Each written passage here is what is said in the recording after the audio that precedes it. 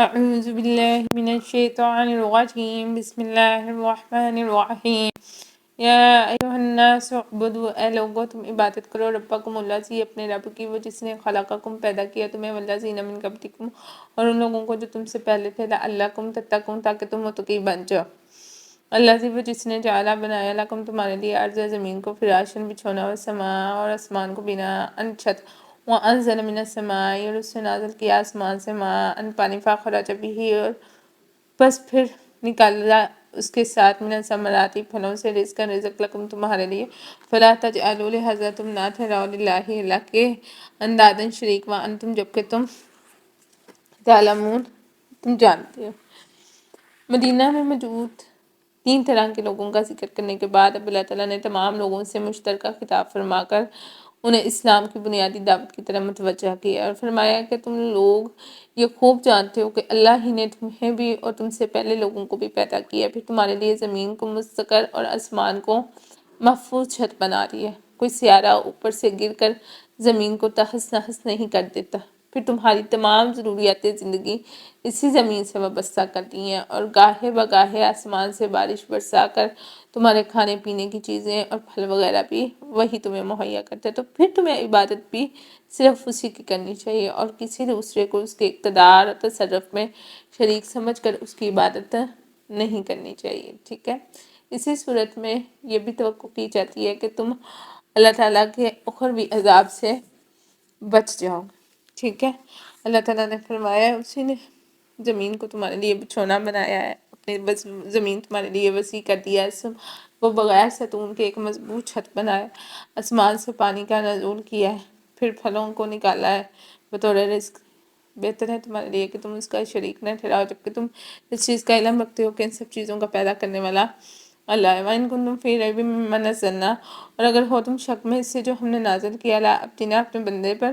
فَأْتُوا، تو تم لے آؤ، بِسُورَةٍ، ایک سورہ میں، مِثْلِهِ، اس جیسی، وَادْعُوا شُهَدَاءَکُمْ، اور تم بلا لو اپنے مددگاروں کو، مِن دون اللہ، اللہ کے سوا، ان کنتم صادقین، اگر ہو تم سچے، فَإِن لَمْ تَفْعَلُوا، پھر اگر نہ تم کر سکو، وَلَن تَفْعَلُوا، تو ہرگز سے تم کر سکو گے،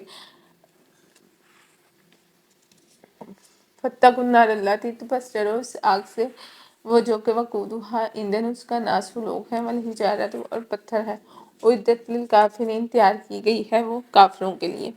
اس آیت میں خالصتاً کافروں کو خطاب کیا جا رہا ہے کہ اگر تمہیں اس کا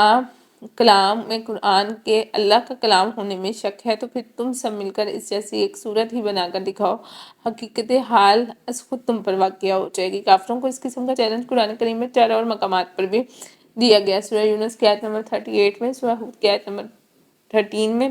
سورۃ بنی اسرائیل کی آیت نمبر 88 میں، سورہ طور کی آیت نمبر 34 میں، اور یہ ایسا چیلنج ہے جس کا جواب کفار سے نہ اس دور میں میسر آ سکا، نہ آج تک میسر آیا ہے، اور نہ ہی آئندہ تا قیامت میسر آ سکے گا، اور قرآن کریم کی یہ اعجازی حیثیت آج تک ویسی ہے۔ اللہ تعالیٰ کا دستور یہ ہے کہ انبیاء کو ایسی چیز بطور معجزہ دی جاتی ہے جس کی اس زمانے میں دھوم مچی ہوئی ہوتی ہے۔ موسیٰ علیہ شعرا ہوتا ہے، ٹھیک ہے، موسیٰ علیہ السلام کے زمانہ میں جادوگری اپنی انتہائی بلندی تک پہنچی ہوئی تھی، تو اللہ تعالیٰ نے موسیٰ علیہ السلام کو ایسے معجزات عطا کیے جس کے آگے فرعون کے بڑے بڑے جادوگروں کو سر جھکانا پڑا۔ عیسیٰ علیہ السلام کے زمانے میں طب اپنی انتہائی بلندیوں کو پہنچ چکی تھی، تو اللہ تعالیٰ نے جو ہے عیسیٰ علیہ السلام کو ایسے معجزات عطا کیے جو ان حکمہ کی دسترس سے باہر تھے۔ بھلا کون سا قیمتوں کو زندہ کر سکتا تھا، لیکن وہ اللہ کے حکم سے تھا۔ اسی طرح مادہ زاد، اندھے اور کوڑ والے کو ٹھیک کرنا۔ اسی طرح رسول اللہ صلی اللہ علیہ وسلم کے زمانے میں عربی زبان کی فصاحت و بلاغت انتہا کو پہنچی ہوئی تھی۔ فصاحت و بلاغت کے لحاظ سے شعراء میں باہمی مقابلے ہوتے تھے، اور مقابلے میں بہترین قرار دیے جانے والے شعراء کا کلام کعبے کے دروازے پر لٹکا دیا جاتا تھا، جس کو سب القات اسی دور کی یادگار ہے، جو آج بھی جو ہے نا وہاں موجود ہے۔ اور ایسے ہی شعراء، ادبا اور خطبہ کو اللہ تعالیٰ نے چیلنج کیا اور فرمایا کہ اپنے سب مددگاروں، جنوں یا انسانوں، اور اپنے دیوتاؤں اور معبودوں سب کی مدد لے کر اس قرآن جیسی ایک صورت ہی بنا لاؤ، لیکن یہ سب لوگ ایسا کلام پیش کرنے میں عاجز ثابت ہوئے۔ پھر قرآن کا اعجاز صرف فصاحت و بلاغت تک ہی محدود نہیں تھا، اس کے مضامین کی حقائق سے نقاب کشائی اور غیب کی اطلاعات ایسے صاف تھے جو انسان کی طاقت اور بساط سے باہر ہے، ٹھیک ہے۔ اور اس کے علاوہ جو ہے اب دوسری صورتحال یہ تھی کہ اس قرآن کو پیش کرنے والے رسول صلی اللہ علیہ وسلم خود امی تھے، لکھنا پڑھنا تک نہیں جانتے تھے، یعنی آپ کا کوئی استاد نہیں تھا، آپ نے براہ راست تعلیم اللہ تعالیٰ سے حاصل کی، یعنی آپ کا جو ایجوکیشن سسٹم ہے وہ وہی ہے۔ ان کی طرف اس طرح کا کلام پیش کیا جانا مزید باعث حیرت و تعجب تھا، لہٰذا قرآن کی اعجازی حیثیت سے 3 باتوں کا ثبوت مہیا ہوتا ہے۔ فرسٹ آف آل اللہ تعالیٰ کی ہستی کا ثبوت، دوسرا قرآن کریم کے منزل من اللہ ہونے کا ثبوت، تیسرا کہ آپ صلی اللہ علیہ وسلم اللہ تعالیٰ کے رسول برحق ہیں۔ اب ہم قرآن کی جو ہے چند اور خصوصیات کا ذکر کرتے ہیں، ٹھیک۔ تو پہلے انبیاء کو جتنے معجزات عطا کیے گئے وہ سب وقتی اور عارضی تھے، کسی نے دیکھے اور کسی نے صرف سنے تھے، مگر قرآن کو سب دیکھ سکتے ہیں اور اس وقت سے لے کر تا قیامت دیکھ سکتے ہیں۔ اس لحاظ سے یہ ایک زندہ اور جاوید دائمی اور لازوال معجزہ ہے۔ اس کی اعجازی حیثیت صرف یہی نہیں کہ اس دور کے فصحاء و بلغاء اس کی نظیر پیش کرنے سے قاصر رہ گئے تھے، بلکہ آج تک اس کی زبان ادب کی زبان تسلیم کی جاتی ہے۔ جو درجہ ہندوستان میں اردو معلیٰ کو حاصل ہے، وہی درجہ قرآن کو عام لوگوں کی عربی زبان پر حاصل ہے، اور اس کی عربی زبان پر اتنی گہری چھاپ ہے کہ عربی زبان تغیرات زمانہ کی دسترس سے آج تک بہت حد تک محفوظ ہے۔ اگر بالفرض محال قرآن کی زبان نہ محفوظ رہتی تو اس کے مقابلے میں غالباً آج کی عربی زبان پہچانی بھی نہ جا سکتی۔ قرآن کی اعجازی حیثیت کا تیسرا پہلو یہ ہے کہ یہ اس ہستی کی زبان سے ادا ہوئی جو فصاحت اور بلاغت سے سابقہ شناسائی تو درکنار لکھنا پڑھنا تک نہ جانتے تھے۔ آپ صلی اللہ علیہ وسلم کی نبوت سے پہلے کی زبان عام امی لوگوں جیسی ہی تھی۔ آپ صلی اللہ علیہ وسلم کو نبوت سے پہلے عبادت گزاری سے تو دلچسپی ضرور تھی، مگر عربی ادب سے اتنی آشنائی نہیں تھی۔ قرآن کی حکمت نظری یہ ہے کہ اس کے دلائل نہایت سادہ اور عام فہم ہے، خواہ یہ دلائل توحید پر ہوں یا آخرت کے قیام اور دوبارہ زندگی پر، اور ایسی اشیاء سے پیش کیے گئے ہیں جو ہر انسان کے مشاہدے اور تجربے میں آتی رہتی ہیں، ٹھیک ہے۔ تو بات یہ ہے کہ یہاں پر اللہ تعالیٰ نے ہر چیز کو قرآن مجید میں کھول کھول کر اور واضح طور پر بیان کیا ہے، جس میں یہ ہے کہ اللہ تعالیٰ نے کوئی بھی چیز چھپی نہیں رہنے دی۔ تو اللہ تعالیٰ نے یہ بھی فرمایا کہ اگر تم اپنی بات میں سچے ہو کہ یہ کلام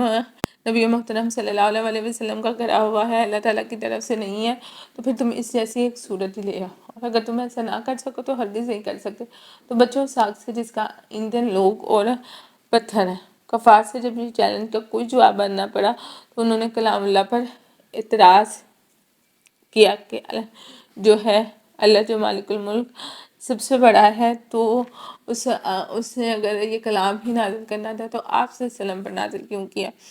تو اللہ نے فرمایا کہ اگر تم اپنی بات میں سچے ہو، یعنی کہ تم یہ مانتے ہو کہ یہ کلام جو کہ نبی کریم صلی اللہ علیہ وسلم پیش کر رہے ہیں یہ اللہ تعالیٰ کی طرف سے نازل کردہ نہیں ہے بلکہ محمد صلی اللہ علیہ وسلم کی خود کی کاوش ہے، تو تم اس جیسے ایک ہی صورت لے آؤ، اور اگر نہ لا سکو تو لا بھی نہیں سکتے، اور قیامت تک یہ چیلنج برقرار ہے، کوئی نہیں لا سکا، تو پھر ڈرو اس آگ سے۔ آگ سے مراد کون سی آگ ہے؟ جہنم کی آگ، جس کا ایندھن لوگ اور پتھر ہے، یعنی لوگوں سے جلائی جائے گی اور پتھروں سے مراد گندک کے پتھر یا وہ پتھر جن کی مورتیاں بنا کر انہیں پوجا جاتا تھا، اور وہ تیار کن کے لیے کی گئی ہے؟ کافروں کے لیے۔ اور بشیر الذین آمنوا وعملوا الصالحات،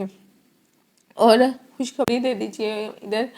ان لوگوں کو جو ایمان لائے اور انہوں نے نیک عمل کیا، ان لہم جنات تجری من تحتها الانہار، یقیناً ان کے لیے باغات ہیں بہتی ہیں ان کے نیچے نہریں، کلما رزقوا منها من ثمرات رزقا قالوا هذا الذی رزقنا من قبل،